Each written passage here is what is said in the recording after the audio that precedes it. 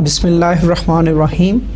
Dear students, we are back with lecture number 8 and I am Asif Munir teaching you CSC 271 database systems. Let's start with the summary of previous lecture.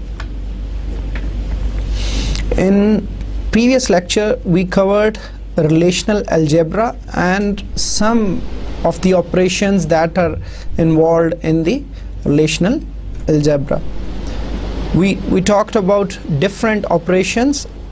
We talked about selection or restriction that basically selected certain tuples based upon some kind of condition. Then we talked about projection. We learned how to project, and projection was basically based upon the selection of particular attributes. Then we talked about union, set difference and intersection. So these attributes, these basically operations has certain prerequisites, like all the operations, whether it is union, set difference or intersection, we needed to have basically the union compatibility between two different relations, and then we basically were able to perform the operations on those particular relations. And in union, basically we selected the tuples. Basically the tuples were either from the first relation or the second relation, or that basically consisted of both the relations, and if there were any duplicates, these duplicates were eliminated. And then we talked about the set difference and the tuples that were present in the first relation and that were not available in the second relation. That is how the set difference was basically performed, or how the set difference works.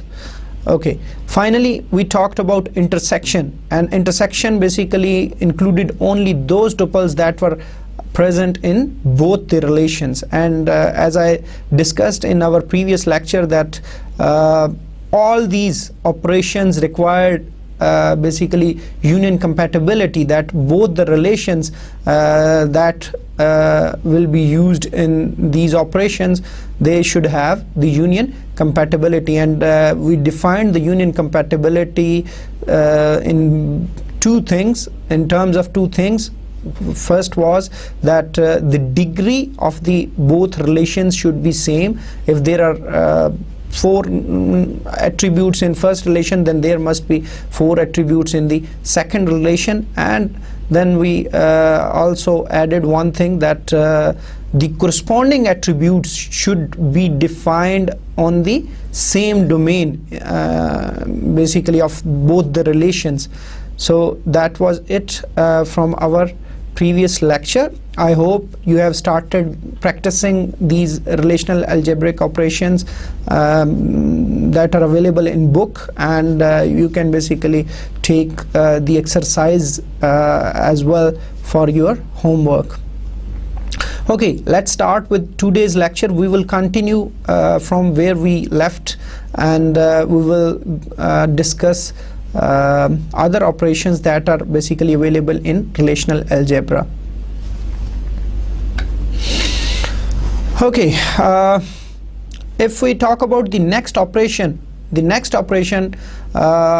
is Cartesian product, and as we discussed in our last lecture, I would like to basically revise or repeat few things for you, that you should remember that whenever we talk about the languages that are available for relational model, and we were talking about both these languages are theoretical, relational algebra and relational calculus, and we said that relational algebra is a kind of procedural language in which we basically specify that how the data should be basically retrieved, and also the operands are also relations, that we basically perform certain operations on relations, and the operands are relation, and the result of those operations that are performed on relations is also a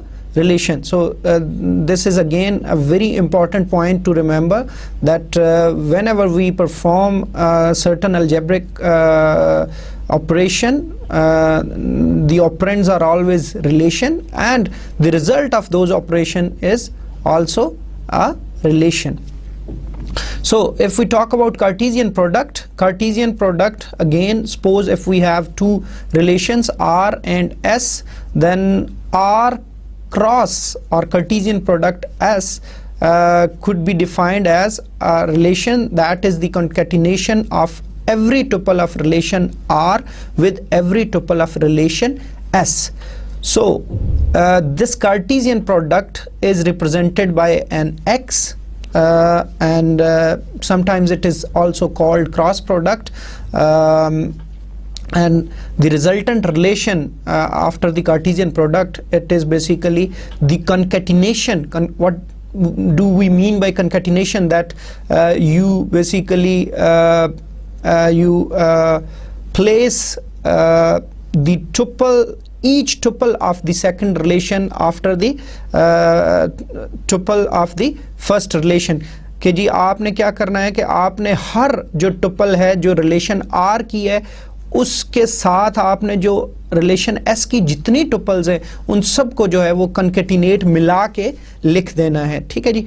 Okay, so if we talk about some other parameters or some other characteristics of Cartesian product, for example, suppose if relation R has I tuples and relation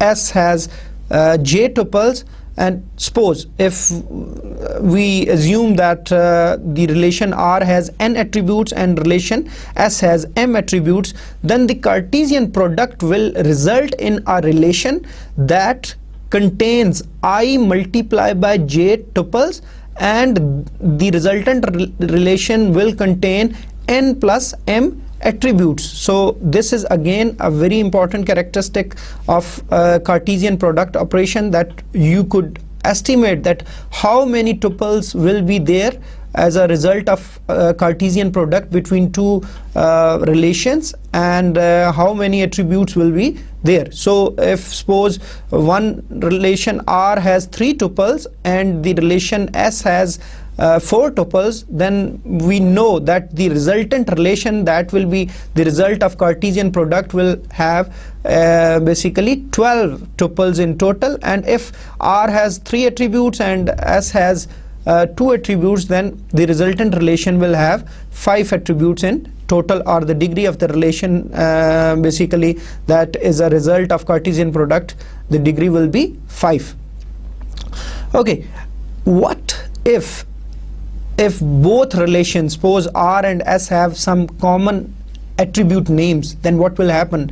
As we know, if we talk about relational model and we studied the properties of the relation, so one of the property was that each attribute should have a unique name. So what would happen in this particular situation? We said that if two relations are having same attribute name, then what will happen? Basically that the resultant, what we mean by resultant, that the result of the Cartesian product will be again a relation, and that relation can't contain basically 2 attributes with the same name. So basically to avoid confusion, or basically to diffuse this situation, we will prefix the relation name with the attribute name so that the uniqueness can be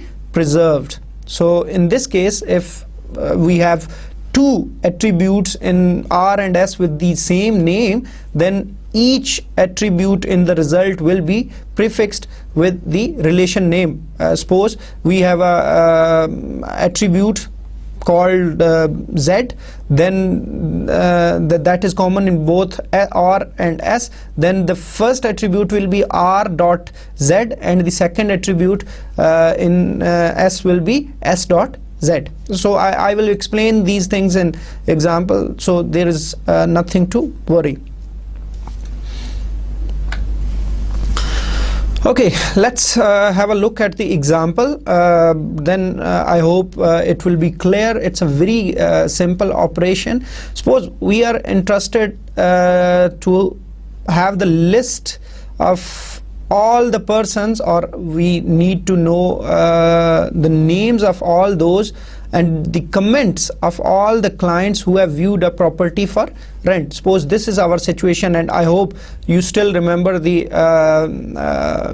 dream home case study. That is basically the foundation for all the relational algebraic expressions in this particular course. So we will be basically following that particular case study. So if we look at our scenario, that what kind of query we have been basically asked is that we need the names and comments of all the clients who have viewed a property for rent. Then it's quite clear from the database that we need to get data, or we need to combine data from two relations. One is the client, because we need to know all the details about the client, so it will be available in client, and we need to know about the comments that are available in the viewing basically relation. So we need to know both the things, and these things are basically available in two different relations. So what we can do, we can basically come up with a Cartesian product of both these relations. So suppose if we are interested in client number, first name and last name from the client relation, and we are also interested in client number, property number, and comment from the viewing relation. So what we can do, we can basically take Cartesian product of both these relations, and I think you can have a look at the screen in the slide, and this statement is given.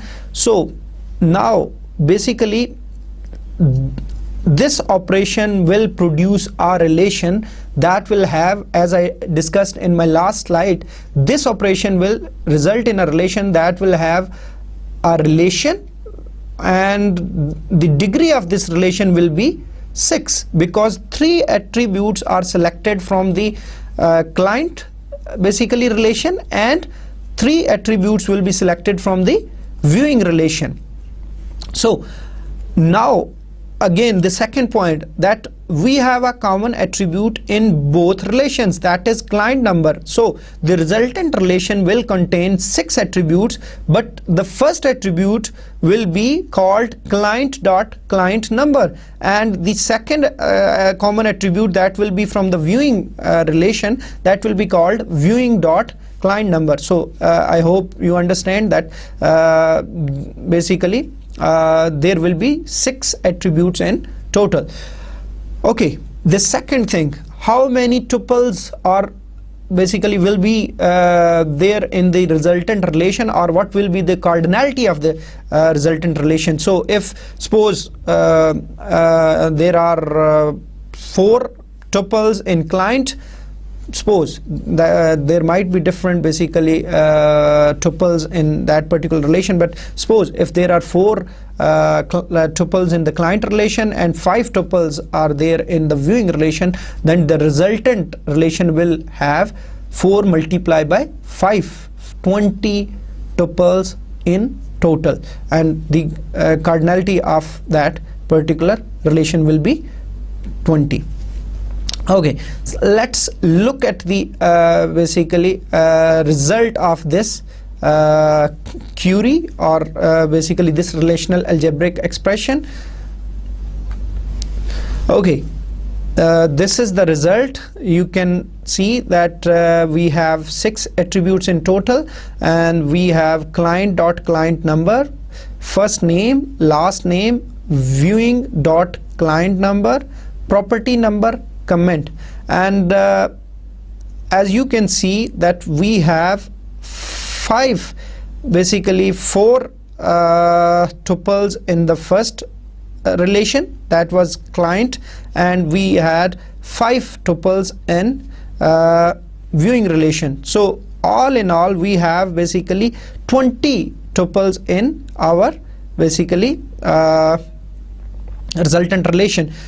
But what we need to look at, we need to look at the result of this relation. So each row in client relation is concatenated with each row in viewing relation. But let's look at the first row or tuple. We have the client number in the client relation is CR76, while the client number in the viewing relation is CR56. So I don't think so this makes sense, because we didn't require this kind of information. We were basically interested to have list of all the clients and the comments that they basically provided after viewing that certain property. So if we look at the first tuple, there is a mismatch in the client number in the client relation is different from the client number in the viewing relation. So basically we don't need these tuples where the client numbers are different. So we are only interested where both the client number are same, both in client relation and both in viewing relation. So we have to be very careful. We have certain extra information in this basically result. So what we can do, we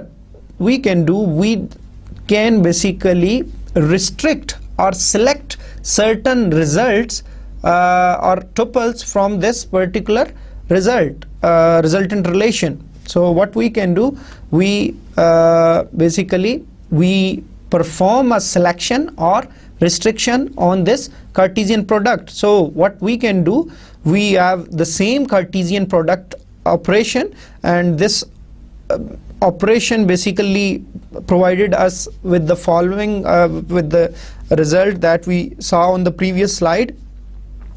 But now we added some selection or restriction to this result, and the restriction is where client number equals to viewing client number. So the result will be only tuples where both the client number have the same value. What does it mean? That we are only interested in those clients or those client numbers that they have basically viewed the certain property and then they have provided certain comments. So we will get what we actually wanted after this basically relational algebraic expression. So that's how basically we can basically get our own results. अब इस जो है इसका result हमें वही मिलेगा जो actually हम चाह रहे थे कि हमें उन तमाम क्लाइंट्स की डिटेल मिल जाएंगी, उनका नेम, उनका लास्ट नेम, उनके कमेंट्स और बेसिकली किस प्रॉपर्टी के ऊपर उन्होंने कमेंट्स दिए, तो उसकी सारी जो है वो डिटेल हमें मिल जाएगी. लेकिन ये हमने जो ऑपरेशन परफॉर्म किया ये कार्टेशियन प्रोडक्ट के ऊपर हमने बेसिकली जो है वो प्रोजेक्शन सिलेक्शन या रिस्ट्रिक्शन अप्लाई किया है. Okay, so this will be our result. आप देख सकते हैं कि इसमें अब दोनों जो क्लाइंट नंबर ने चाहे वो क्लाइंट के रिलेशन में है या व्यूइंग के रिलेशन में है, वहाँ पे उन दोनों की वैल्यू एक जैसी है, क्योंकि हम उसी बेसिकली पर्टिकुलर क्लाइंट को ही देखना चाह रहे थे कि इस पर्टिकुलर क्लाइंट अब डेफिनेटली इसके कमेंट्स कैसे हमें पता चलेंगे कि ये वही हैं, क्योंकि क्लाइंट नंबर जो है वो व्यूइंग में भी वही होना चाहिए और जो कि क्लाइंट के अंदर क्लाइंट नंबर है। तो कहने का मकसद है कि वो एक ही क्लाइंट है जिसने उस प्रॉपर्टी को व्यू किया, तो फिर हमें इस चीज़ को कंफर्म करना है कि वो दोनों क्लाइंट नंबर की वैल्यू एक हैं, तभी हम इस बारे में बड़े यकीन के साथ कह सकते हैं कि ये कमेंट्स जो हैं फिर इसी क्लाइंट नंबर के हैं। तो इसमें आप देख सकते हैं कि CR76 फर्स्ट नेम इसका जॉन है, लास्ट नेम जो है इसका के है, client number in viewing relation भी इसका CR76 है, it means it's the same client, और इसने जो प्रॉपर्टी व्यू की है वो PG4 है, और जो इसने कमेंट उसके बारे में सप्लाई किया था वो टू रिमोट के ये बहुत दूर है, एंड सो ऑन। इसी तरह ये तमाम जो रिजल्ट है ये आपको नज़र आ रहे होंगे। एक चीज़ आप जहन में रखिएगा कि जब भी आप मेरे इस लेक्चर को देख रहे हो तो आप कोशिश कीजिएगा कि आप जो रिलेशन है, वो जो instance of the dream home database जो है उसको आपने ज़रूर अपने सामने रखना है इन एनी फॉर्म के। आप चाहे वो बुक खोल के रखें या आप उसके कॉपी अपने सामने रख लें, ताकि आपको क्लियर हो कि जो हमारा रिज़ल्ट आ रहा है वो कैसे आ रहा है। तो अब हम दोबारा इसको थोड़ा सा समराइज करते हैं कि what we actually did in this cartesian product. Cartesian product is very simple. Cartesian product क्या है कि पहली बात कि अब आप देखें, जैसे हमने यूनियन के अंदर सेट डिफरेंस के ऑपरेशन में या इंटरसेक्शन में हमने कहा था जी कि both the relations should be union compatible. तो अब ऐसी कोई हमारे ऊपर रिस्ट्रिक्शन कार्टेशियन प्रोडक्ट में नहीं है। कोई भी मतलब किसी किस्म के दो डिफरेंट रिलेशंस हैं उसके ऊपर जो है वो आप जो है वो कार्टेशियन प्रोडक्ट परफॉर्म कर सकते हैं। ठीक है, कार्टेशियन प्रोडक्ट परफॉर्म करने के बाद जो रिजल्ट आता है वो रिजल्ट कैसे आता है कि आप पहले रिलेशन की हर टुपल का जो कंकैटिनेट कर देते हैं वो दूसरे रिलेशन की तमाम टुपल्स के साथ। तो मतलब इट्स वेरी सिंपल।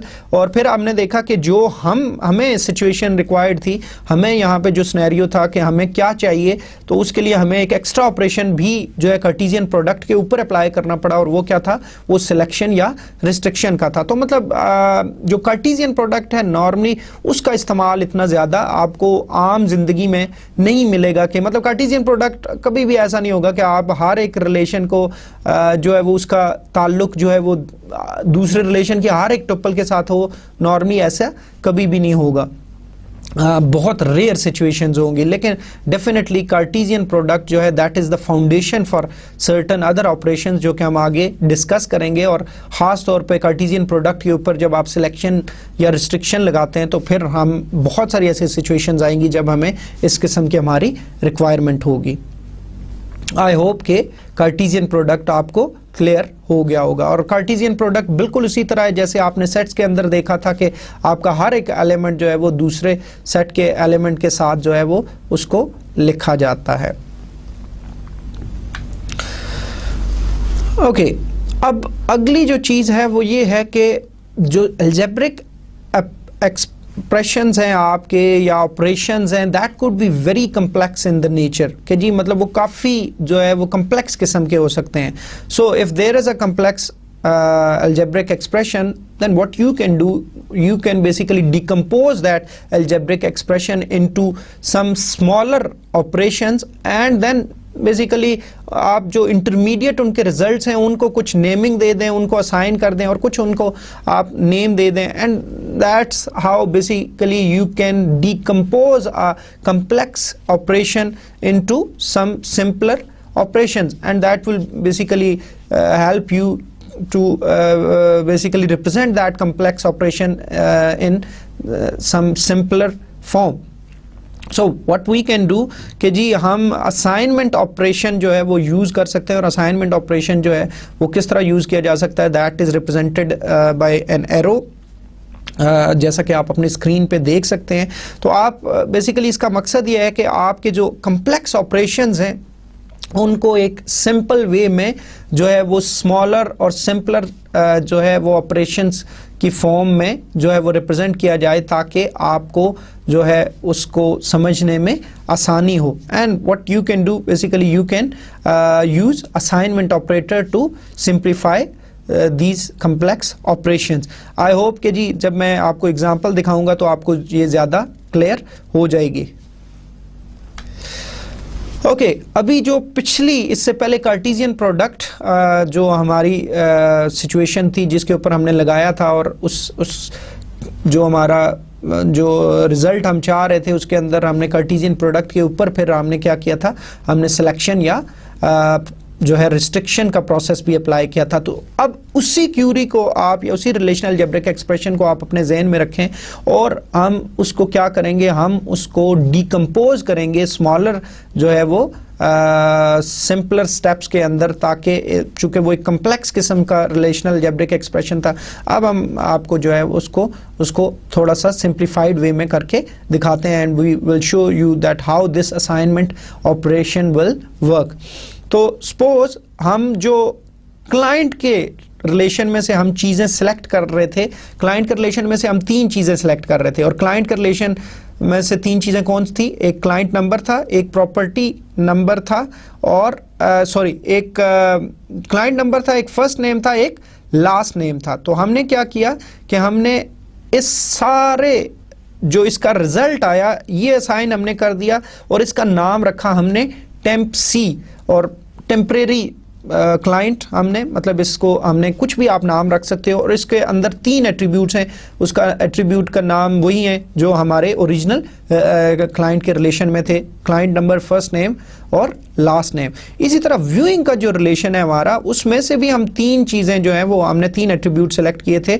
उसमें हमारे पास क्लाइंट नंबर है, प्रॉपर्टी नंबर है और कमेंट है, और इसको टेम्परेरीली हमने असाइन कर दिया और इसको एक नाम दे दिया, इस जो है रिलेशन को, जो इसका रिजल्ट है उसको हमने नाम दे दिया टेम्प वी का। टेम्प वी मतलब व्यूइंग से निकला वी, और इसके अंदर भी अगेन 3 एट्रीब्यूट्स हैं, एक क्लाइंट नंबर है, एक प्रॉपर्टी नंबर है और एक कमेंट है। अब हमने क्या किया कि हमने उधर, आपको जहन में होगा कि आपने क्या किया था, इन दोनों का आपने कार्टेशियन प्रोडक्ट लिया था। तो अब हमने बजाय वो पूरी स्टेटमेंट्स लिखने के हमने क्या लिखा, temp C cartesian product temp we.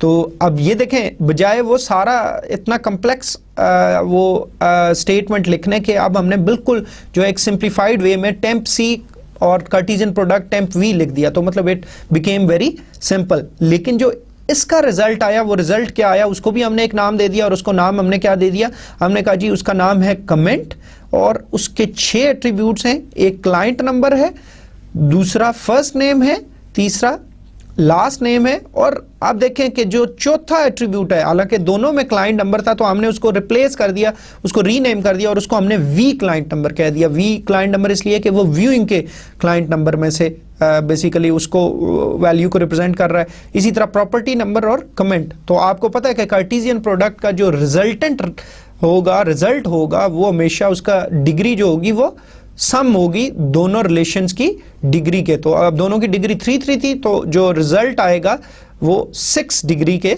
साथ आएगा।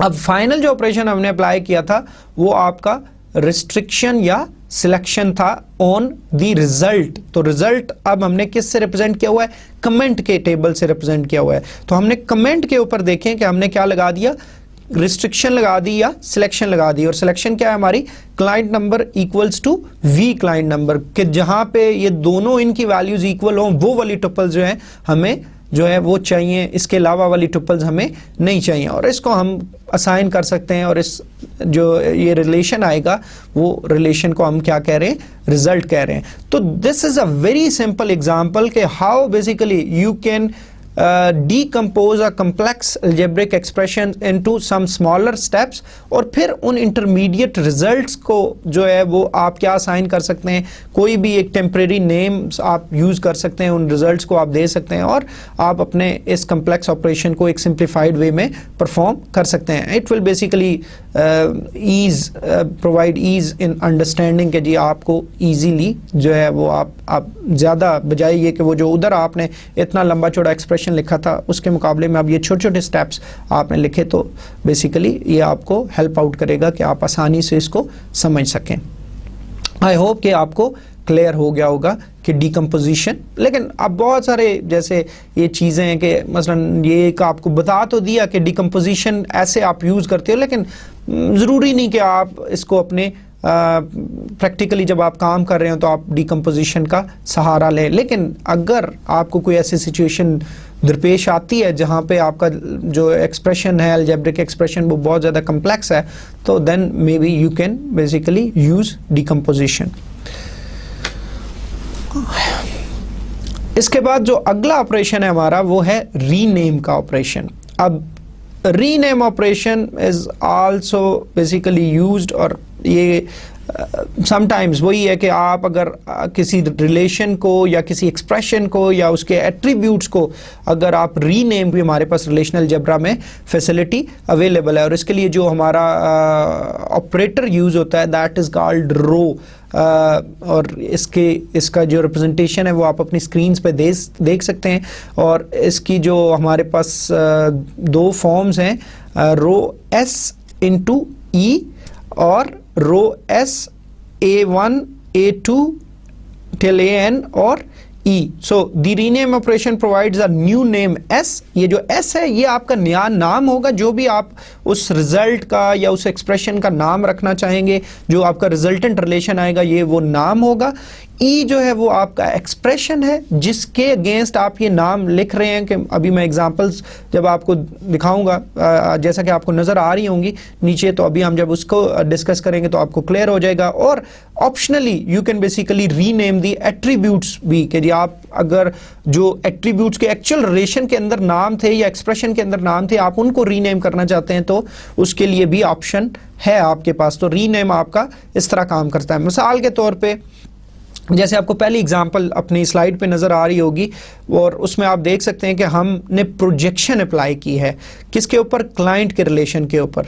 ठीक है, तो क्लाइंट के रिलेशन के ऊपर जो है वो प्रोजेक्शन अगर हम देखें तो हमने 3 एट्रीब्यूट सेलेक्ट किए। एक क्लाइंट नंबर किया, फर्स्ट नेम सेलेक्ट किया और लास्ट नेम सेलेक्ट किया। ठीक है, तो जो क्लाइंट के टेबल में से जो अब इसका रिजल्ट आता है, वो रिजल्ट क्या आता है, वो रिजल्ट आता है एक रिलेशन विद 3 एट्रीब्यूट्स। और आपको पता है कि प्रोजेक्शन के अंदर रोज के ऊपर कोई रिस्ट्रिक्शन नहीं होती, सारी रोज सेलेक्ट होती हैं। सिर्फ प्रोजेक्शन जो है वो certain number of attribute select करता है, बाकी उसमें रोज के ऊपर किसी किस्म का हम ऑपरेशन परफॉर्म नहीं कर रहे होते। तो मतलब सारी रोज आ जाएंगी जो भी क्लाइंट के रिलेशन के अंदर मौजूद हैं, लेकिन इसको हमने रीनेम कर दिया। लेकिन रीनेम करने के लिए हमने असाइनमेंट ऑपरेटर यूज किया, और असाइनमेंट में हमने क्या किया कि हमने इसको कहा जी आर, और जो है अंदर जो ऑपरेशन है हमारा वो क्लाइंट है। इसी तरह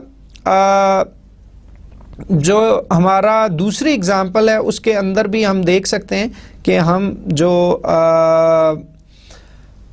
प्रोजेक्शन हमने अप्लाई की, और प्रोजेक्शन के अंदर वही चीज़ें हमने सेलेक्ट की, लेकिन उधर आप देख सकते हैं कि जो रिजल्ट है हमारा उसके अंदर हमने क्या किया कि हमने जो एट्रीब्यूट के नेम है वो हमने क्या कर दिए, वो थोड़े से चेंज कर दिए, कि हमने क्लाइंट नंबर को CNO कर दिया, C नंबर कर दिया, फर्स्ट नेम हमने पूरा लिख लिया और लास्ट नेम पूरा लिख लिया। तो मतलब इस किस्म की बहुत सारी एग्जांपल्स हो सकती हैं जहां पे आप अपने एट्रीब्यूट्स को भी रीनेम कर सकते हैं रिजल्ट के अंदर। और ये चीज़ हमने रिलेशंस के अंदर देखी थी कि जी हम अपने जो बेसिकली जब हमने वो 3 लेवल आर्किटेक्चर भी पढ़ा था तो उसमें भी हमने कहा था कि हम बेसिकली जो एक्सटर्नल व्यूज़ होते हैं वो बेसिकली बाज़ औक़ात बहुत डिफरेंट वो जो है वो नेमिंग कन्वेंशन यूज़ कर सकते हैं, जो कि मे बी एक्चुअली उधर रिलेशन में एग्जिस्ट ना कर रही हो। तो ये उसी तरह का एक सिनेरियो है।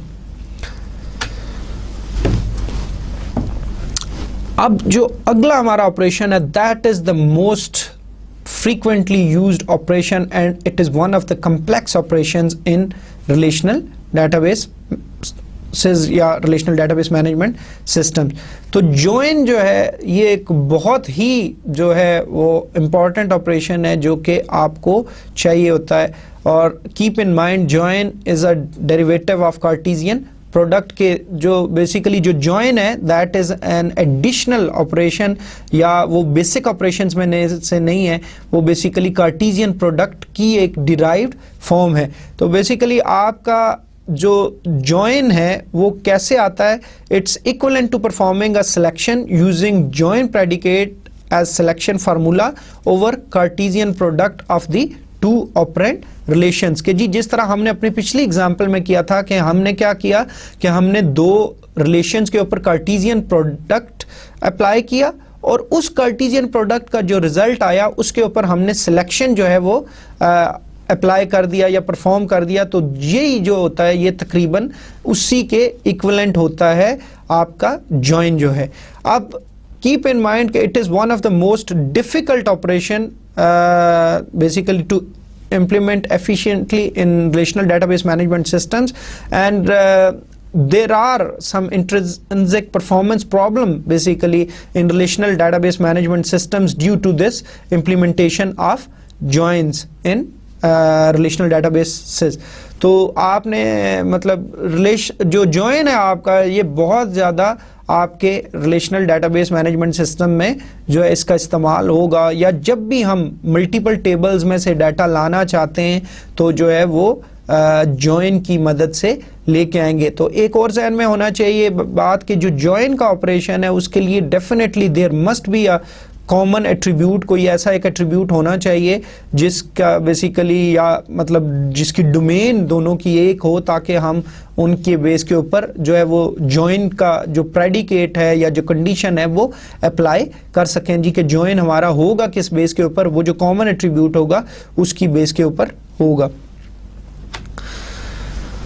सो there are different types of join. हम काफ़ी सारी हमारी जॉइन की टाइप्स हैं, हम वन बाय वन जो है वो मुख्तलिफ किस्म के जॉइंस को डिस्कस करेंगे। जो हमारी डिफरेंट फॉर्म्स हैं जॉइंस की वो theta join, equi join that is again a particular type of theta join, natural join, outer join और सेमी जॉइन। तो मतलब अब ये डिफरेंट आपको लिटरेचर में जब आप देखेंगे तो आपको ये डिफरेंट किस्म के जो है वो जॉइंस आपको नज़र आएंगे। लेकिन जैसे अब आउटर जॉइन को जब हम डिस्कस करेंगे तो इसकी फर्दर आगे तीन टाइप्स हैं, जैसे लेफ्ट आउटर जॉइन है, आपका राइट आउटर जॉइन है, इसी तरह फुल आउटर जॉइन है। तो मतलब ये इस तरह बहुत सारे और भी इसके अलावा शायद आपको मिल सकें, लेकिन हमारे टेक्स्ट में जो हमारा जिस बुक को हम रेफ़र कर रहे हैं उसमें आपको यही वाले जॉइन मिलेंगे। तो हम वन बाय वन जो है इन जॉइन को डिस्कस कर लेते हैं। जो पहला जॉइन है that is theta join. Theta join को रिप्रेजेंट करने के लिए आप अपनी स्क्रीन्स पे देख सकते होंगे एक दो वो ट्राइंगल्स हैं और उनको आपस में जो उनके एजेस हैं वो जो नोक है उन दोनों को मिला दिया गया है। इन्फिनिटी भी आपने देखा होगा कि इन्फिनिटी का साइन भी तकरीबन इससे मिलता जुलता होता है, लेकिन फिर भी बहरहाल आप इसकी रिप्रेजेंटेशन देख सकते हैं और ये जॉइन के लिए इस्तेमाल होता है। और अब आप देख सकते रहे होंगे कि जो हमारा जॉइन का जो ऑपरेटर है उसके नीचे एफ हमने दिया हुआ है, और ये एफ जो है ये आपका प्रेडिकेट है या वो जो कंडीशन है जो कि हम स्पेसिफाई कर सकते हैं। लेकिन सपोज अब हम इसको डिफाइन करने की कोशिश करते हैं, इसको फॉर्मली जो इसकी डेफिनेशन है उसको देखते हैं थीटा जॉइन की, कि suppose we have two relations R and S, then R theta join S defines a relation that contains tuple satisfying the predicate F from the Cartesian product of R and S। तो again अब जैसे मैंने बताया कि join जो है that is a derived derivation of the cartesian product, और उसके ऊपर जब हम सिलेक्शन अप्लाई करते हैं तो वो बेसिकली वो जॉइन ही कहलाता है। तो ये जो एफ है ये हमारी वही वाली जो प्रोजेक्शन सिलेक्शन या रिस्ट्रिक्शन है ये उसी को रिप्रेजेंट कर रहा है। अब जो प्रेडिकेट है it could be of the form R dot A I theta S dot B I. R हमारा पहला रिलेशन है, डॉट ए आई से मुराद वो एट्रीब्यूट जो आर के अंदर मौजूद है, और डॉट बी आई जो है एस डॉट बी आई से मुराद के एस रिलेशन के अंदर जो एट्रीब्यूट है बी आई। और theta could be any comparison operator, मतलब इनमें से लेस देन भी हो सकता है, लेस देन इक्वल टू हो सकता है, ग्रेटर देन इक्वल टू और नॉट इक्वल टू, इनमें से कोई भी ऑपरेशन जो है वो परफॉर्म मतलब थीटा इसको रिप्रेजेंट कर सकता है। अब जो है इस जो हमारा इस किस्म का जो रिलेशन जो रिजल्ट आएगा उसको हम क्या कहेंगे, उसको हम थीटा ज्वाइन कहेंगे between two relations R and S. तो हम एग्जांपल अगर इसकी कोट करना चाहें तो हम उसी को, वो जो पिछली एग्जांपल हमने कार्टेशियन प्रोडक्ट और फिर उसके ऊपर जो हमने सिलेक्शन अप्लाई की थी, वो बेसिकली आप जो प्रेडिकेट है वो यही के जी client dot client number equals to viewing dot client number, आप उसी को जो है वो प्रेडिकेट ले लें तो वो बेसिकली आपका वो थीटा जॉइन को रिप्रेजेंट करेगा। अब कीप इन माइंड कि हमने कहा था जी बहुत सारे ऑपरेशंस हैं वो बेसिक ऑपरेशंस की जो है वो फॉर्म में रिप्रेजेंट किए जा सकते हैं। तो अगर हम थीटा जॉइन को भी रिप्रेजेंट करना चाहें तो R theta join S is equivalent to, इसको कार्टेशियन प्रोडक्ट की फॉर्म में भी जो रिप्रेजेंट किया जा सकता है जैसे हमने पहले भी किया था। और इसमें आप देख सकते हैं कि आर कार्टेशियन प्रोडक्ट एस निकाल लें और फिर इसके ऊपर आप प्रोजेक्शन अप्लाई कर लें और प्रोजेक्शन में जो कंडीशन है वो आप क्या लगा लें, सॉरी प्रोजेक्शन नहीं, सिलेक्शन अप्लाई कर लें और सिलेक्शन में आप जो है वो क्या अप्लाई कर लें, प्रेडिकेट एफ, जो भी आपकी कंडीशन है और वो कंडीशन वही होगी क्लाइंट डॉट क्लाइंट नंबर अगर पिछली एग्जांपल हम रहे, और व्यूइंग डॉट क्लाइंट नंबर। अब एक और इंपॉर्टेंट बात कि जी आपका जिस तरह कार्टेशियन प्रोडक्ट के अंदर जो डिग्री थी आपकी वो बेसिकली जो है वो क्या थी कि जो है वो दोनों रिलेशंस का सम हो जाता है डिग्री का। तो एग्जैक्टली इधर भी वही वाली बात होगी कि डिग्री जो है वो दोनों चाहे ज्वाइन के ऑपरेशन के हम लेते हैं तो जो रिजल्ट आएगा रिलेशन, जो रिजल्टेंट रिलेशन आएगा उसकी डिग्री भी दोनों की डिग्रीज का सम होगी आर और एस के। लेकिन डेफिनेटली टुपल्स जो है वो डिफरेंट होंगी, वो डिपेंड करेगा कि हमारी वो टुपल सिर्फ आएंगी जो इस पर्टिकुलर प्रेडिकेट या इस पर्टिकुलर कंडीशन को सेटिस्फाई करेंगी, उसके अलावा कोई भी टुपल जो है वो जो है आपके इस रिजल्टेंट रिलेशन में नहीं आएगी। लेकिन कार्टेशियन प्रोडक्ट में हमने देखा था कि कार्टेशियन प्रोडक्ट के अंदर जो हमारी कार्डिनलिटी है या नंबर ऑफ टुपल्स हैं वो कितनी आती हैं, वो बेसिकली दोनों की नंबर ऑफ टुपल्स को आप मल्टीप्लाई कर दें तो वो आपकी कार्टेशियन प्रोडक्ट का जो रिजल्टेंट रिलेशन है उसके अंदर उतनी तादाद में टुपल्स आती हैं। Equi join, equi join basically theta join की ही एक जो है स्पेशल फॉर्म है। ठीक है, हमने थीटा जॉइन को कैसे डिफाइन किया था जी, हमने कहा था कि जो थीटा जॉइन है उसमें क्या होता है कि बेसिकली जो आपके दो जो प्रेडिकेट होता है वो in the form of R dot A I और theta S dot B I के जी उनकी कंडीशन होती है, कोई प्रेडिकेट होता है जिसके ऊपर हम वो जो कॉमन एट्रीब्यूट्स है उनके ऊपर जो जॉइन लगा रहे होते हैं वही हमारा जो है वो। तो अब जब और हमने थीटा को रिप्रेजेंट किया था कि हमने कहा था जी theta could be one of the comparison operators के जी जिसमें लेस देन आ सकता है, लेस देन इक्वल टू आ सकता है, ग्रेटर देन आ सकता है, ग्रेटर देन इक्वल टू आ सकता है, इक्वल टू और नॉट इक्वल टू।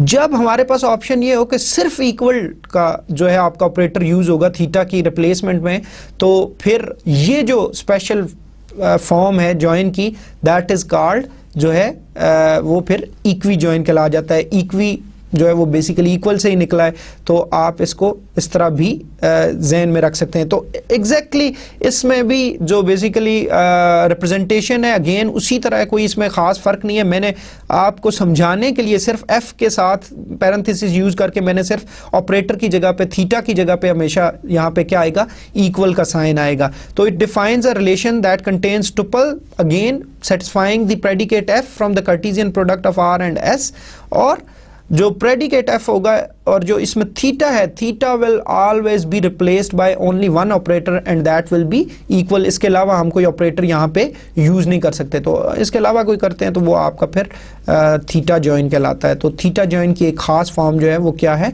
वो इक्वी जॉइन है।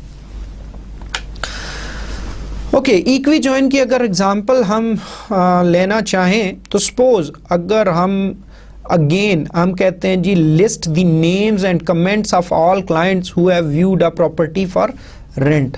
आपको याद होगा कि यही वाली सिचुएशन जो है हमने बेसिकली उधर जो हमने कार्टेशियन प्रोडक्ट के थ्रू भी जो है इसको इसी बेसिकली सिनेरियो को हमने सॉल्व किया था, और उस कार्टेशियन प्रोडक्ट के ऊपर फिर हमने क्या लगाया था, सिलेक्शन का प्रोसेस लगाया था।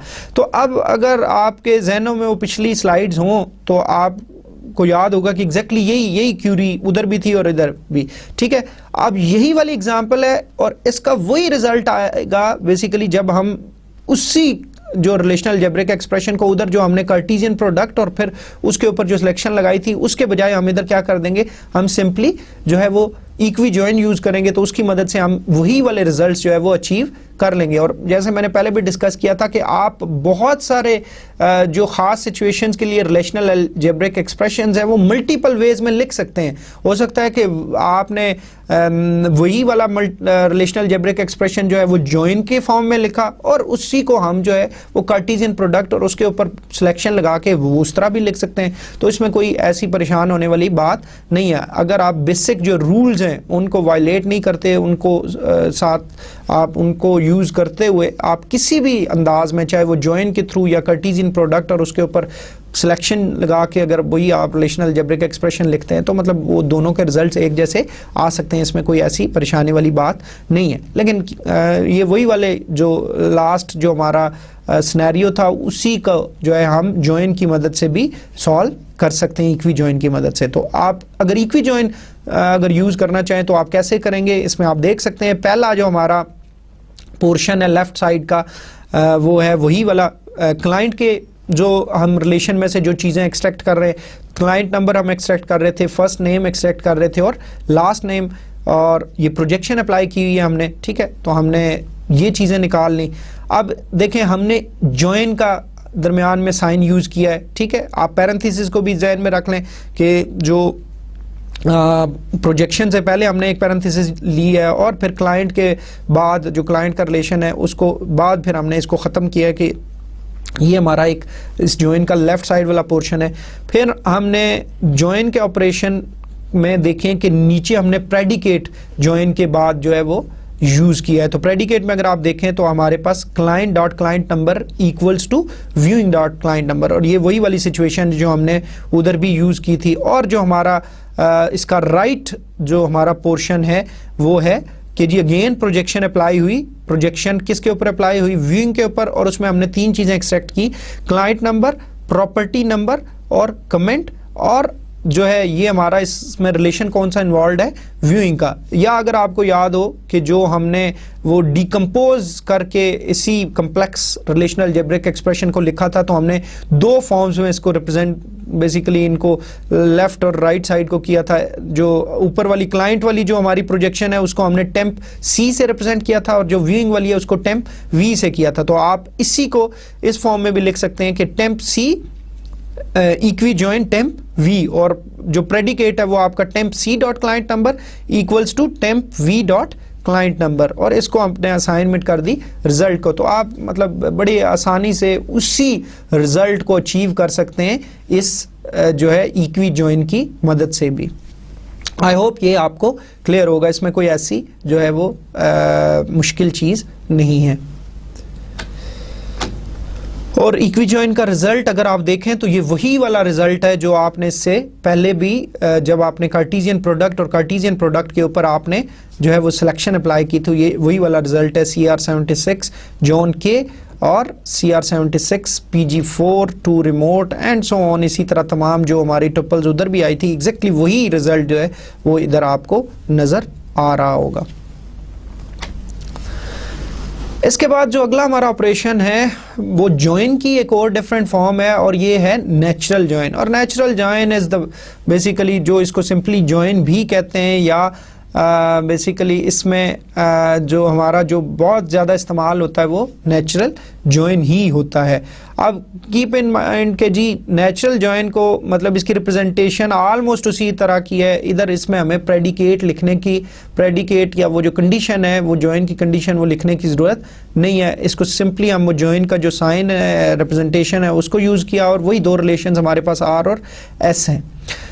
अब इसको बेसिकली हम कैसे डिफाइन कर सकते हैं, it's an equi join of two relations R and S over all common attributes X. तो इसमें ऑटोमेटिकली जो वो कॉमन एट्रीब्यूट्स हैं उनके ऊपर खुद से ये जो है उनकी इक्वालिटी के ऊपर जॉइन ले लेता है कि उन दोनों की वैल्यू जहाँ जहाँ इक्वल होगी वो आपका नेचुरल जॉइन होगा। लेकिन इसकी एक ख़ास बात होती है, इसकी खास बात यह है कि जो इसका रिजल्ट आता है इसके अंदर जो नंबर ऑफ एट्रीब्यूट्स हैं आपके, वो जितने कॉमन एट्रीब्यूट्स हैं, मिसाल के तौर पे एक कॉमन मतलब एक कॉमन एट्रीब्यूट है, तो फिर जो रिजल्टेंट रिलेशन आएगा आपका नेचुरल जॉइन का, उसमें जो नंबर ऑफ एट्रीब्यूट्स होंगे या डिग्री जो होगी वो -1 होगी। -1 से क्या मुराद कि जितने कॉमन एट्रीब्यूट्स हैं, अगर एक कॉमन एट्रीब्यूट है तो वो 2 दफा नहीं आएगा, वो फिर कितनी दफा आएगा, वो 1 दफा आएगा, नॉट 2 टाइम्स। और अगर मतलब मल्टीपल कॉमन एट्रीब्यूट्स हैं तो फिर उतना आप माइनस कर लें कि अगर वो 2 हैं तो -2 कर दें, अगर वो 3 है तो -3 कर दें। तो कीप इन माइंड कि 1 occurrence of each common attribute is eliminated from the result, के जो कॉमन एट्रीब्यूट्स हैं वो 2 दफा नहीं अब नजर आएंगे, वो सिर्फ रिजल्ट में 1 दफा नजर आएगा।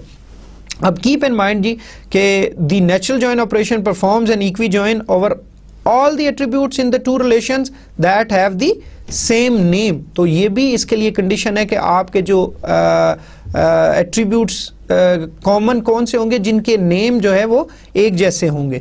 एंड कीप इन माइंड कि जो degree of the resultant relation है that will be produced in the result of basically natural join, that will contain the degrees of relations R and S minus और less the number of attributes in X, और X हमारा represent कर रहा है उन्हीं common attributes को जो भी उनके अंदर मौजूद होंगे। तो हम इसकी एग्जांपल को देख लेते हैं। आई होप कि ये कोई इतना आपको मुश्किल महसूस नहीं हो रहा होगा। ऑलमोस्ट जैसे मैंने बताया कि जॉइन जो है वो हमेशा मल्टीपल रिलेशंस के ऊपर ही काम करेगा और उनमें डेफिनेटली कोई ना कोई कॉमन एट्रीब्यूट होगा। अगर हम इसी को अब एक और प्रॉब्लम ये है कि हम उसी एग्जाम्पल को लेके चल रहे हैं, तो मतलब आप देख सकते हैं कि एक ही एग्जाम्पल को हम मल्टीपल वेज में, एक ही सिचुएशन को हम मल्टीपल वेज में उसके रिलेशनल अलजेब्रिक एक्सप्रेशन लिख सकते हैं। कि वही वाला हमारा सिनेरियो था, हमने उसको कार्टेशियन प्रोडक्ट और उसके ऊपर सिलेक्शन के अप्लाई की, उस तरह भी लिख लिया, फिर हमने उसको इक्वी जॉइन की फॉर्म में भी लिख लिया, हम उसको थीटा जॉइन में भी लिख सकते थे, और बेसिकली अभी हम उसको नेचुरल जॉइन की फॉर्म में भी लिखेंगे। तो आप देख सकते हैं कि बेसिकली इसी चीज़ को अब इसमें आप देख लें कि वो खुद ही क्या करेगा कि वो क्लाइंट नंबर के ऊपर और उसकी इक्वलिटी के ऊपर जो है वो खुद ही जो है वो बेसिकली जॉइन क्रिएट कर देगा। लेकिन इसका जो रिजल्ट आएगा वो थोड़ा सा डिफरेंट होगा जो पिछले रिजल्ट आए थे, और उसमें क्या था कि उसमें क्लाइंट नंबर जो क्लाइंट का था और व्यूइंग का जो क्लाइंट नंबर था वो अलग अलग डिस्प्ले हुए थे। लेकिन इसका जो रिजल्ट आएगा उसमें क्लाइंट नंबर सिर्फ एक दफ़ा डिस्प्ले होगा, और जो डिग्री होगी आपके रिजल्टेंट की रिलेशन की जो कि आपका नेचुरल जॉइन के फॉर्म में आपको मिलेगा वो बेसिकली 5 एट्रीब्यूट्स के ऊपर मुश्तमिल होगा। और इसी तरह अगर आपको याद हो कि वो जो हमने डिकम्पोजिशन करके हमने वो जो टेम्प सी और टेम्प वी हमने इनको कहा था, तो अगर आप इसके फॉर्म में भी लिखना चाहें तो temp C natural join temp V, और इसको हमने असाइन कर दिया है किसको, रिजल्ट को। तो अब इसका रिजल्ट अगर देखें तो एग्जैक्टली वही टुपल्स आएंगी, लेकिन इसमें आप एक चीज़ जो आप गौर करेंगे, अगर आप गौर से देखें तो इसमें क्लाइंट नंबर जो है वो 2 दफ़ा रिप्रेजेंट नहीं हो रहा, वो कितनी दफ़ा हो रहा है, वो 1 दफ़ा हो रहा है। तो ये फ़र्क है नेचुरल जॉइन और आपके इक्वी जॉइन या थीटा जॉइन के अंदर। इसके बाद जी हमारे पास आउटर जॉइन है। अब बाज़ औक़ात पहले अब मैं थोड़ा सा इसकी तमहीद कुछ आपको बता देता हूँ कि हम देख लें कि बेसिकली ये आउटर जॉइन किन सिचुएशंस के अंदर यूज़ होता है। तो बाज़ औक़ात हमें ऐसी, अब आपने देखा होगा कि जो इक्वी जॉइन है या नेचुरल जॉइन है ये तो इक्वलिटी के ऊपर आता है कि मसलन कोई भी एक कॉमन एट्रीब्यूट है और जहाँ पे दोनों की वैल्यूज़ मैच करेंगी, जो पहले की भी वैल्यू वही वाली होगी, पहले मतलब एक रिलेशन के अंदर जो एट्रीब्यूट है उसकी वैल्यू भी वही होगी और दूसरे रिलेशन के अंदर जो एट्रीब्यूट है उसकी भी वही वैल्यू होगी, तो तब वो वाली टुपल सेलेक्ट होगी जो प्रेडिकेट हम जॉइन के अंदर जो है वो डिफाइन करते थे। तो अब बाज़ औक़ात ऐसी सिचुएशन होती है कि हम इंटरेस्टेड होते हैं कि हम ऐसी वैल्यूज़ भी जो है वो सिलेक्ट करें जहाँ पे बेसिकली आपका जो है वो कोई मैचिंग वैल्यूज़ नहीं है, मसलन फ़र्ज़ करें कि मैं अगर एक जो मेरा लेफ़्ट साइड पे रिलेशन है, मैं उसकी वो वाली टुपल्स भी देखना चाहता हूँ जो मेरे जिनकी मैचिंग जो है कोई वैल्यू उस पर्टिकुलर एट्रीब्यूट जो कॉमन एट्रीब्यूट है उसके राइट साइड वाले टेबल में मैचिंग नहीं है, तब भी मैं देखना चाहता हूँ, तो फिर क्या करूँ? या मैं राइट वाला जो रिलेशन है मेरा उसकी जो है वो ऐसी टुपल्स भी देखना चाहता हूँ जिसकी मैचिंग वैल्यूज़ लेफ़्ट वाले में नहीं है, या इन केस जो हम दोनों की जो अनमैच्ड टुपल्स हैं उनको भी शो करना चाहते हैं अपने रिजल्ट के अंदर, तो फिर इस किस्म की सिचुएशन को कैसे रिजॉल्व किया जा सकता है? तो ऐसी सिचुएशन जो है that could be resolve with the help of outer join. तो आउटर जॉइंस में हमेशा याद रखें कि हमारी तक अभी तक जॉइन जो भी हो रहा था वो हमारा एक कॉमन एट्रीब्यूट के ऊपर हो रहा था, और कॉमन एट्रीब्यूट की वैल्यूज़ को हम मैच करते थे कि अगर इसके एट्रीब्यूट की वैल्यू ये है और उधर भी ये है तो वो वाली टुपल्स जो है वो सिलेक्ट हो जाएंगे। लेकिन इन केस के if there are no matching values and still we are interested कि we want to show that those particular tuples, then what we can do, we can use outer join, और it's a very special operation जो कि हमें बाज़ औक़ात बहुत सारे scenarios में चाहिए होता है। तो हम इंशाल्लाह एग्जाम्पल जब इसकी करेंगे तो आई होप कि आपको क्लियर हो जाएगा कि हम इसको कैसे यूज़ करते हैं। ओके जी, if we talk about different types of outer join, तो हमारे पास तीन हम इसको ब्रॉडली जो है वो कैटेगराइज कर सकते हैं। One is left outer join, और इसकी आप देख लें कि लेफ़्ट से इसको थोड़ा सा ओपन कर दिया है, मतलब है वही जॉइन वाला सिंबॉलिक रिप्रेजेंटेशन लेकिन लेफ़्ट को थोड़ा सा ओपन कर दिया है, तो ये लेफ़्ट आउटर जॉइन बन गया। अब left outer join keep in mind कि इट कीप्स जो रिजल्टेंट रिलेशन आएगा लेफ्ट आउटर जॉइन का, उसमें लेफ्ट वाले जो रिलेशन है उसकी वो वाली टुपल्स भी होंगी जिनकी मैचिंग वैल्यूज जो है वो नहीं होंगी, या इस इन अदर वर्ड्स के जो लेफ्ट वाला रिलेशन है उसकी सारी टुपल्स आ जाएंगी चाहे उसकी कोई मैचिंग राइट वाले टेबल में है या नहीं है। और ये आप लेफ्ट और राइट को समझ लें। लेफ्ट और राइट से क्या मुराद है कि जब भी हम जॉइन का ऑपरेशन लगा रहे होते हैं तो हम दो रिलेशंस के दरमियान लगा रहे हैं ना। हम जैसे हमने कहा था आर जॉइन एस, तो आर जो है मेरे पॉइंट ऑफ व्यू से वो आर जो है मेरा लेफ्ट साइड पे है जॉइन के, और जो एस है वो मेरे जॉइन से राइट साइड पे है। तो इस तरह मतलब बेसिकली इसको हम इस तरह डिस्कस कर रहे हैं। तो कीप इन माइंड कि लेफ्ट आउटर जॉइन क्या करता है, जो लेफ्ट साइड पे जो भी रिलेशन है उसकी तमाम टुपल्स आएंगी चाहे उनकी मैचिंग कोई राइट साइड वाले में हो या ना हो। जैसे हमने वो पिछली जो हमारी एग्जांपल है कि जी हम कह रहे थे client dot client number means के जो क्लाइंट के रिलेशन के अंदर क्लाइंट नंबर है उसकी वैल्यू बेशक उधर जो व्यूइंग के क्लाइंट नंबर में होती है या नहीं, इट मींस वो सारी टुपल्स जो क्लाइंट वाली हैं वो सिलेक्ट हो जाएंगी चाहे उसकी कोई मैचिंग वैल्यू व्यूइंग के अंदर है या नहीं है। राइट आउटर जॉइन, इसकी रिप्रेजेंटेशन राइट से इसको ओपन कर दिया, आप अपनी स्क्रीन पे देख सकते हैं। और जैसा कि लेफ्ट है अगर वही वाली लॉजिक आप इधर अप्लाई करें तो राइट आउटर जॉइन भी उसी तरह बनता है। व्हाट डज इट मीन कि राइट आउटर जॉइन में जो राइट साइड वाला रिलेशन है उसकी तमाम टुपल सेलेक्ट हो जाएंगी बेशक उनकी कोई मैचिंग वैल्यू लेफ्ट वाले में हो या ना हो।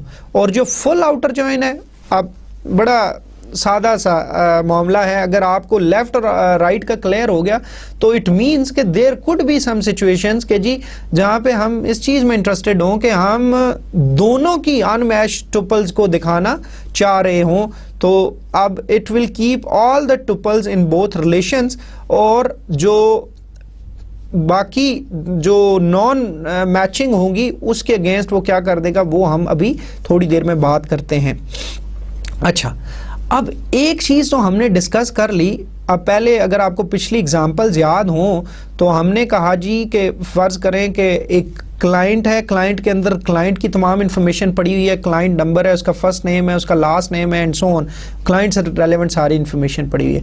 फिर हमने कहा था कि एक व्यूइंग का रिलेशन भी हमारे पास, और व्यूइंग में क्या है कि जिस क्लाइंट ने जो जो प्रॉपर्टीज व्यू की हैं उसकी इन्फॉर्मेशन सारी उसके अंदर हम स्टोर कर रहे थे। तो व्यूइंग में डेफिनेटली दो चीज़ें थी हमारी जो इंपॉर्टेंट थी, एक क्लाइंट नंबर किस क्लाइंट ने व्यू किया, और दूसरा व्यू उसने करता किस चीज को था, व्यू प्रॉपर्टी को करता था, तो प्रॉपर्टी नंबर। फिर उसके बाद हम उसमें जो है कमेंट की फील्ड भी हमने रखी थी, और फिर व्यू की डेट भी रखी थी कि किस दिन उसने व्यू किया हुआ है। अच्छा, अब एक ज़हन में रखें कि फ़र्ज़ करो हम कह रहे थे कि हमें जो है उन तमाम क्लाइंट्स की लिस्ट हो जिन्होंने प्रॉपर्टीज व्यू की हैं, तो हम क्या करते थे, बेसिकली रिजल्ट हमारा उस रिलेशन का कैसे आता था कि हम इस चीज को देखते थे कि जो क्लाइंट के अंदर क्लाइंट नंबर है वही वाला क्लाइंट नंबर अगर व्यूइंग के अंदर जो क्लाइंट नंबर में अगर आता है तो इट मींस कि उस क्लाइंट नंबर ने कोई प्रॉपर्टी व्यू की है, तो ये एक इंडिकेशन थी कि उसने कोई प्रॉपर्टी व्यू की है। तो अब क्लाइंट में से क्लाइंट नंबर भी निकल आता था, उसका फर्स्ट नेम भी, उसका लास्ट नेम भी, और जो व्यूइंग से रेलेवेंट इंफॉर्मेशन है वो व्यूइंग के टेबल में से आ जाती थी। लेकिन कैसे पता चलता था उस क्लाइंट नंबर के लिए, क्योंकि क्लाइंट नंबर दोनों सेम होते थे तब, तो हम इसलिए वो प्रेडिकेट या कंडीशन लगाते थे कि where client dot client number equals to जो है व्यूइंग डॉट क्लाइंट नंबर, और उस फिर उसके अगेंस्ट हम निकाल लेते थे कि जी हम कहते थे कि उसने ये कमेंट दिया, उसने इस प्रॉपर्टी को देखा और उसकी व्यू डेट ये थी। लेकिन जब हम आउटर जॉइन की बात कर रहे हैं और फर्ज करो कि जी आप फर्ज करें कि आपके जो एक क्लाइंट है वो CR80 है, फर्ज करो CR80 क्लाइंट के अंदर है, उसका कोई नाम है एंड सो ऑन, उसकी डिटेल है, लेकिन व्यूइंग के अंदर उसने कोई प्रॉपर्टी व्यू ही नहीं की अभी तक। क्लाइंट ने रजिस्ट्रेशन कराई है लेकिन व्यूइंग नहीं की। अब हम ये कह रहे हैं कि जब हम आउटर जॉइन यूज करते हैं तो आउटर जॉइन में ये होता है कि, और सपोज हम लेफ्ट आउटर जॉइन यूज करते हैं, तो लेफ्ट आउटर जॉइन अगर हम यूज करते हैं तो लेफ्ट आउटर जॉइन में क्या हो कि आपका जो टीवी नजर आए, बेशक उसकी मैचिंग जो है वो व्यूइंग के रिलेशन में नहीं है कि CR80 व्यूइंग में कहीं पे भी नहीं आ रहा, लेकिन स्टिल हम चाहते हैं कि उसका जो है वो चीज आए नजर रिजल्ट के अंदर। तो जब लेफ्ट आउटर जॉइन हम लेंगे व्यू क्लाइंट के दरमियान और व्यूइंग के दरमियान, तो क्लाइंट में जो नॉन मैचिंग क्लाइंट्स हैं वो भी आ जाएंगे। तो CR80 उसका नाम जो भी है, मसलन फर्ज करें XYZ उसका नाम है, उसकी बाकी डिटेल्स हैं, लेकिन व्यूइंग में तो उसकी इंफॉर्मेशन है ही नहीं। अब व्यूइंग के मल्टीपल एट्रीब्यूट्स हैं, व्यूइंग में क्लाइंट नंबर आता है, अच्छा जी क्लाइंट नंबर की वैल्यू भी अब उसके वाले से तो होगी नहीं, क्योंकि वो क्लाइंट उसने तो कोई प्रॉपर्टी व्यू ही नहीं की CR80 ने। अब उसका कमेंट भी कुछ नहीं आ सकता, उसकी प्रॉपर्टी नंबर में भी कुछ भी नहीं होगा, और उसके जो है उसके जो आपका व्यू डेट है वो भी कुछ भी नहीं होगा। तो फिर अब सवाल ये पैदा होता है कि उन एट्रीब्यूट्स के अगेंस्ट इस टपल के लिए जो कि सिर्फ क्लाइंट के अंदर मौजूद है लेकिन व्यूइंग के रिलेशन में मौजूद नहीं है, तो फिर क्या लिखा जाए।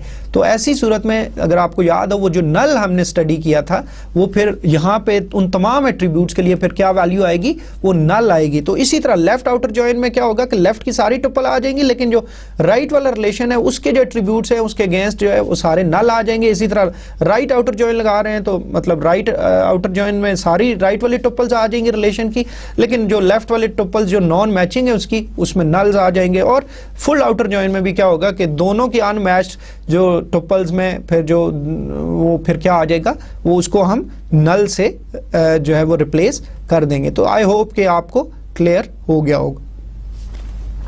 एग्जाम्पल देखते हैं, आई होप कि आपको बड़ी आसानी से मेरी बातें समझ आ जाएंगी।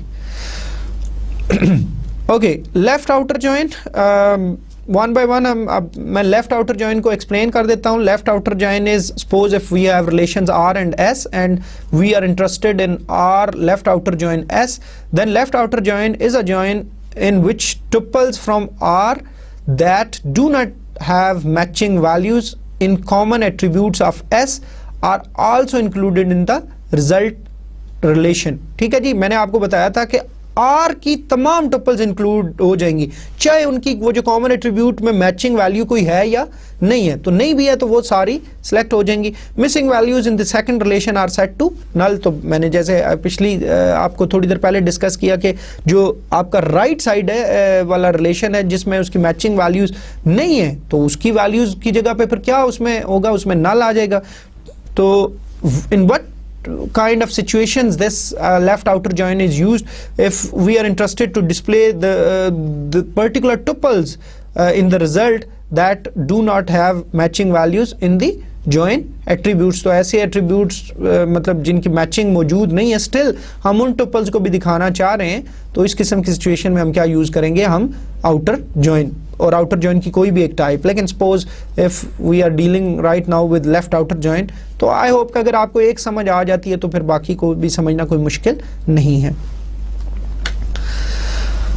Okay, suppose if you are asked by your employer कि जी आप से कहा जाता है कि ओवरऑल जो ड्रीम होम का जो मैनेजर टाइप है या जो उसका ओनर है, if A is interested to have a status report on property viewing, कि जी प्रॉपर्टी व्यूइंग के ऊपर मुझे एक कंप्लीट रिपोर्ट दे दो। अब प्रॉपर्टी व्यूइंग की रिपोर्ट से क्या मुराद है कि टोटल प्रॉपर्टीज कितनी है और कितनी की व्यूइंग हुई है और कितने को अभी लोगों ने व्यू ही नहीं किया, तो हमने सारा को बताना है। इट मीन्स कि हमने दो रिलेशंस के ऊपर जो है वो ये अप्लाई करना है ऑपरेशन, और दो रिलेशंस आई होप, अगर मैंने जैसे आपको पहले भी कहा था, ये बहुत बहुत इंपॉर्टेंट है ये वाली बात यहाँ पे कि आपको ड्रीम होम केस स्टडी की समझ होनी चाहिए कि उसके सारे रिलेशन या वो सिस्टम है क्या।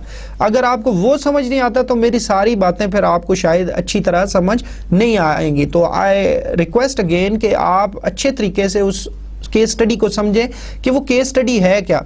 मैं थोड़ा सा दोबारा आपको क्विकली बता देता हूं कि ड्रीम होम क्या था, कि it's a kind of a business जो कि बेसिकली क्या करता है, लोगों को मतलब हेल्प आउट करता है कि कोई भी अगर रेंट पे मकान लेना चाहता है या अपना मकान है उसकी प्रॉपर्टी वो देना चाहता है, तो ये सारा एक सिस्टम जो है उसके लिए बना हुआ है। मुख्तलिफ ब्रांच ऑफिसेज हैं उनके ड्रीम होम के, जो कि मुख्तलिफ सिटीज़ में हैं या मुख्तलिफ लोकेशंस के ऊपर हैं। मुख्तलिफ क्लाइंट्स आके उनके पास रजिस्ट्रेशन कराते हैं, फिर मुख्तलिफ क्लाइंट्स कुछ प्रॉपर्टीज़ जब व्यू करते हैं तो वो किसी एक ब्रांच में जाते हैं और वहाँ पे कोई स्टाफ होता है और वो स्टाफ उनको वो मदद करता है एंड सो ऑन। तो वो सारी जो हमने इस केस स्टडी में जितने भी रिलेशन थे उनको देखा था, उनकी इंस्टेंसेस को भी हमने देखा था।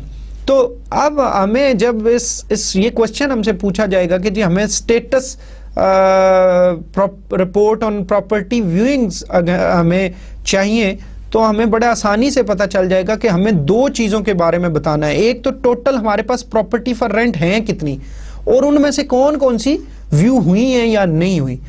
तो कहने का मकसद ये है सादा अल्फाज में कि हमने तमाम, पहली बात है हमारे पास हमें बताना है कि हमारे पास इस टाइम कितने प्रॉपर्टीज फॉर रेंट मौजूद हैं और प्रॉपर्टी फॉर रेंट की इंफॉर्मेशन जो है वो कहाँ पे पड़ी हुई है। आई होप कि यू रिमेंबर कि जी प्रॉपर्टी फॉर रेंट का ही रिलेशन है, उसके अंदर तमाम प्रॉपर्टीज की डिटेल पड़ी हुई है जो कि रेंट के लिए अवेलेबल है। अब हमने चूंकि सारे प्रॉपर्टीज के बारे में बताना है, ठीक है। अब हो सकता है किसी प्रॉपर्टी को किसी ने व्यू किया हो या ना किया हो, ये अलग बात है, लेकिन हमने प्रॉपर्टी फॉर रेंट सारी का जिक्र करना है रिपोर्ट के अंदर। और जो राइट साइड है उस पे हमने जो है वो लगाना है व्यूइंग, मींस के व्यू किस किस को किया गया है या नहीं किया गया। तो अगर हम देखें तो इस सिचुएशन के में क्या चाहिए, लेफ्ट आउटर जॉइन चाहिए। और लेफ्ट आउटर जॉइन कब, जब हमने property for rent left side पे रख लें और व्यूइंग जो है वो राइट साइड पे। और अगर इसी इंफॉर्मेशन को हम राइट आउटर जॉइन के थ्रू करना चाहते हैं तो सिंपली हमें क्या करना चाहिए कि हमें जो है वो प्रॉपर्टी फॉर रेंट को राइट साइड पे ले जाएं और राइट आउटर जॉइन लगाएं, और जो आपका व्यूइंग है उसको आप लेफ्ट साइड पे रख लें। तो मतलब इट्स वेरी सिंपल, इसी एक क्यूरी को बोथ लेफ्ट और राइट आउटर जॉइन की मदद से आप लगा सकते हैं, ठीक है जी। तो आप देख सकते हैं कि इट्स वेरी ऑब्वियस कि जी हमने क्या किया, हमने प्रॉपर्टी फॉर रेंट और इसके ऊपर प्रोजेक्शन अप्लाई की और हमने तीन चीज़ें एक्सट्रैक्ट कर ली। प्रॉपर्टी नंबर कर लिया ताकि हमें पता चले कौन सी प्रॉपर्टी है, स्ट्रीट एड्रेस उसका क्या है, उसका सिटी कौन सा है, और हमने लेफ्ट आउटर जॉइन लगा लिया और व्यूइंग के ऊपर, ठीक है। तो अब जो हमारा रिजल्ट आएगा उसमें तमाम टपल्स आएंगी प्रॉपर्टी फॉर रेंट की, चाहे उनकी मैचिंग है या नहीं है। और आपको पता होना चाहिए कि इनमें जो कॉमन एट्रीब्यूट है वो कौन सा है, प्रॉपर्टी नंबर है, जो कि प्रॉपर्टी फॉर रेंट में भी है और व्यूइंग के अंदर भी है। तो जिनकी मैचिंग है वो रोज तो आएंगी ही आएंगी, लेकिन जिनकी मैचिंग नहीं भी है और प्रॉपर्टी फॉर रेंट में वो रोज या टपल्स मौजूद हैं तो वो आएंगी, लेकिन जो व्यूइंग के केस में फिर जो उनके एट्रीब्यूट्स की वैल्यू है वो क्या आ जाएगी, वो नल आ जाएगी। तो आप जब इस एक और चीज़ जो मैंने आपसे पहले भी कही थी कि प्लीज़ जब भी आप इस लेक्चर को देख लें तो अपनी बुक्स के अंदर से वो जो ड्रीम होम की वो टेबल्स हैं, वो रिलेशंस हैं विद उनके डाटा के, वो आप अपने सामने रखें ताकि आपको ऑपरेशंस की समझ आए कि वो कैसे हो रहे हैं, या उसकी एक कॉपी आपके सामने किसी न किसी फॉर्म में मौजूद होनी चाहिए। अब आप देखें कि आपका जो आपका रिजल्ट आया वो क्या आया, property number, street, city, client number, view date और आपका कमेंट। और जैसे हमने देखा कि जी अब प्रॉपर्टी नंबर जो होगा वो अगेन कॉमन एट्रीब्यूट है तो वो एक दफ़ा आएगा बेसिकली। और आप देख सकते हैं कि जो जिनकी मैचिंग नहीं भी है, मसलन जैसे आप अगर देखें PL94, इस प्रॉपर्टी जो थर्ड टपल है हमारे इस रिलेशन के अंदर, इसकी कोई भी व्यूइंग नहीं हुई, तो आप व्यूइंग के जो एट्रीब्यूट्स है उसमें से अगर आप देखें तो उसमें नल आ रहा है। इसी तरह जो PG21 प्रॉपर्टी है या PG16 है, इनमें भी आप देखें कि व्यूइंग की कोई इंफॉर्मेशन नहीं है, मींस के इन प्रॉपर्टीज को किसी ने भी व्यू नहीं किया था, तो इसलिए इनकी भी जो व्यूइंग के एट्रीब्यूट्स के हवाले से जो वैल्यू आ रही है वो क्या आ रही है, वो नल आ रही है।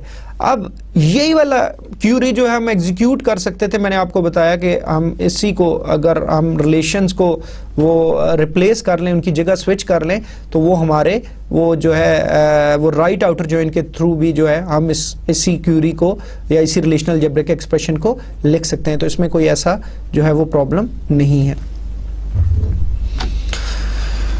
ओके, जो फाइनल हमारी टाइप है जॉइन की वो है सेमी जॉइन। ठीक है जी, सेमी जॉइन भी एक स्पेशल टाइप है जॉइन की, और सेमी जॉइन की रिप्रेजेंटेशन भी आप देख सकते हैं अपनी स्क्रीन पे।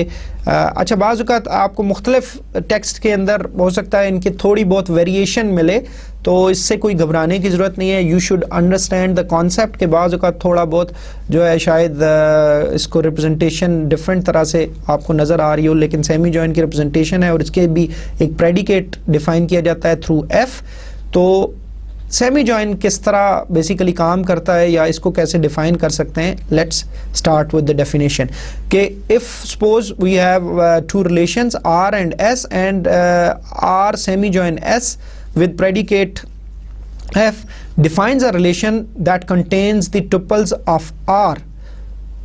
It's very important कि जी आपका जो रिजल्ट आता है उसके अंदर सिर्फ जो टुपल्स आती हैं वो किस रिलेशन की आती हैं, जो लेफ्ट साइड पे है, और वो कौन सा है इस एग्जाम्पल में R का। तो इट मींस जो रिजल्ट आएगा वो सिर्फ R के टुपल्स आएंगी that participate in the join of R with S। लेकिन जो आपका जॉइन हो रहा हो और वही वाली टुपल्स आएंगी जिनकी मैचिंग टुपल्स एग्जिस्ट करेंगी, जिनका जॉइन हो रहा होगा विद S, लेकिन रिजल्ट में जो टुपल्स आएंगी वो किस रिलेशन की आएंगी, वो सिर्फ R की आएंगी। The semi join operation performs a join of the two relations and then projects over the attributes of the first operand.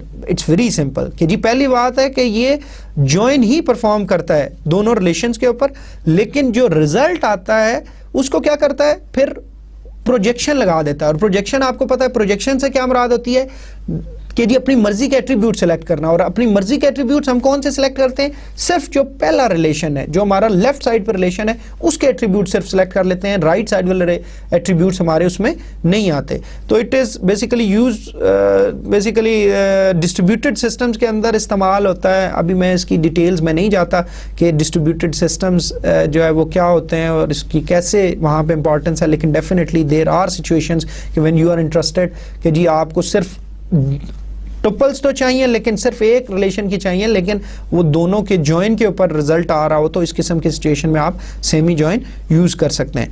आप कीप इन माइंड कि सेमी जॉइन को भी आप बिल्कुल आसानी से लिख सकते हैं। ठीक है कि आप थीटा जॉइन लगा लें या जॉइन लगा लें और जॉइन के ऊपर प्रोजेक्शन लगा लें, और प्रोजेक्शन किस बेस पे करें, ए, और ए जो है वो set of all attributes of R को यहाँ पे रिप्रेजेंट कर रहा होगा। जो भी हमारा पहला लेफ्ट साइड पे रिलेशन है उसके तमाम अगर एट्रीब्यूट्स के ऊपर प्रोजेक्शन कर दें तो this will be equivalent to R semi join S के। ठीक है जी, तो ये आई होप कि आपको क्लियर हो गया होगा, लेकिन जब आप एग्जाम्पल के थ्रू हम इसको करेंगे तो आई होप के it will be very much clear to you. अब एक सिर्फ पहली बात, ये जॉइन ही है, जॉइन की एक खास टाइप है। तो जॉइन आपको हमेशा पता है कॉमन एट्रीब्यूट्स के ऊपर होता है, और उन कॉमन एट्रीब्यूट्स की इक्वालिटी के ऊपर या इस तरह की सिचुएशन में। ठीक है, तो अब हमने क्या करना है कि सिर्फ सेमी जॉइन में फ़र्क क्या होगा कि जो रिजल्टेंट रिलेशन होगा उसमें टुपल्स किसके आएंगे, सिर्फ मींस एट्रीब्यूट्स किसके आएंगे, सिर्फ जो आपका लेफ्ट वाला रिलेशन है उसी के एट्रीब्यूट्स आएंगे, इसके अलावा कुछ भी नहीं आएगा। ठीक है जी। ओके, सेमी जॉइन को अगर हम देखें तो सेमी जॉइन की अगर सपोज हमसे रिक्वेस्ट की जाती है कि list complete details of all staff who work at the branch in Glasgow. ठीक है जी, कि we are interested to basically in the list of all the staff who work at the branch in Glasgow. अब ये Curie या ये situation आप जरा इस पे गौर करें तो पहली बात है, हमें सिर्फ इंफॉर्मेशन किसकी चाहिए, स्टाफ की चाहिए। उस स्टाफ की इंफॉर्मेशन किस रिलेशन के अंदर पड़ी हुई है। आई होप कि अगर आपको ड्रीम होम की स्टडी अगर अच्छे तरीके से याद है तो there is a relation staff. ठीक है जी, स्टाफ के रिलेशन के अंदर स्टाफ की सारी इंफॉर्मेशन पड़ी है। स्टाफ के अंदर क्या क्या पड़ा है, स्टाफ के अंदर स्टाफ नंबर पड़ा है, उसका फर्स्ट नेम पड़ा है, उसका लास्ट नेम पड़ा है, उसके पोजीशन पड़ी हुई है कि वो मैनेजर है, असिस्टेंट है, सुपरवाइजर है, उसकी जो है उसकी बाकी डिटेल्स, उसकी सेक्स पड़ी है कि वो मेल है या फीमेल है, उसकी डेट ऑफ बर्थ पड़ी है, उसकी सैलरी पड़ी है और उसकी ब्रांच नंबर पड़ा हुआ है। ठीक है जी। अब लेकिन अब आप गौर करें इस हमारी सिचुएशन के ऊपर तो आप देखेंगे कि हमें ये पूछा जा रहा है कि ब्रांच कौन सी में वो काम करता है, जो जिसका सिटी जो है वो ग्लासगो है। तो पहली बात कि सिर्फ स्टाफ के रिलेशन से हम इस इंफॉर्मेशन को एक्सट्रैक्ट नहीं कर सकते। क्यों? क्योंकि ब्रांच का जो सिटी है that is basically available in branch relation, कि जी ब्रांच के अंदर ब्रांच नंबर जो है वो प्राइमरी की है, उसका फिर जो है एड्रेस है, स्ट्रीट है, उसका सिटी है एंड सो ऑन। तो it means we need a join. लेकिन जरा गौर करें इस आप अपने इस क्यूरी के ऊपर, आप अपने इस सिनेरियो के ऊपर, तो हमसे पूछा सिर्फ किसके बारे में जा रहा है, स्टाफ की डिटेल्स। लेकिन वो जो स्टाफ की डिटेल्स आएगी वो that will be dependent upon branch relation as well. तो हम क्या कर सकते हैं इस सिचुएशन में, हम क्या लगा सकते हैं, हम सेमी जॉइन लगा सकते हैं। और सेमी जॉइन अब आपको बड़ी अच्छी तरह से पता होगा कि जो स्टाफ और ब्रांच के अंदर एक कॉमन एट्रीब्यूट है, और वो कॉमन एट्रीब्यूट क्या है, ब्रांच नंबर है, जो कि दोनों में मौजूद है। और एक में वो एज अ प्राइमरी की काम कर रहा है और एक में स्टाफ के अंदर वो फॉरेन की के तौर पे काम कर रहा है, ब्रांच के अंदर वो एज अ प्राइमरी की काम कर रहा है। अब स्टाफ का जो रिलेशन है वो जो है हमें उसकी तमाम इंफॉर्मेशन चाहिए, इसलिए हमने उसको लेफ्ट साइड पे रखा सेमी जॉइन के, और हमने जो प्रेडिकेट लगाया सेमी जॉइन के नीचे वो आप जरा गौर से देखें तो वो उसी कॉमन एट्रीब्यूट के ऊपर है, ताकि हमें वही वाले एम्प्लॉइज मिलें जिनकी ब्रांच वही वाली है। ठीक है जी, कौन सी branch, staff dot branch number equals to branch dot branch number. लेकिन ब्रांच के अंदर से आप देखें कि ब्रांच के अंदर से हमने क्या सिलेक्ट किया, हमने सिर्फ वो वाली ब्रांच सिलेक्ट की जिसका सिटी क्या है, ग्लासगो है। तो इट मींस कोई एक ब्रांच हमें रिटर्न होगी, और फिर वो वाली जो है वो चाहे वो B003 है या जो भी है, वो फिर जिसका सिटी ग्लासगो है वो वाली ब्रांच हमें वो मैच होगी, और जिस भी स्टाफ की ब्रांच नंबर में वो वाली ब्रांच नंबर है वो वाला रिजल्ट हमें इसमें नज़र आ जाएगा। तो जैसे मैंने पहले भी कहा कि आपने जब भी इस लेक्चर को देखना है प्लीज़ अपने जो आपके रिलेशंस हैं उनको सामने रखें ताकि आपको बहुत अच्छे तरीके से क्लियर हो जाए। तो इसका रिजल्ट को देखते हैं।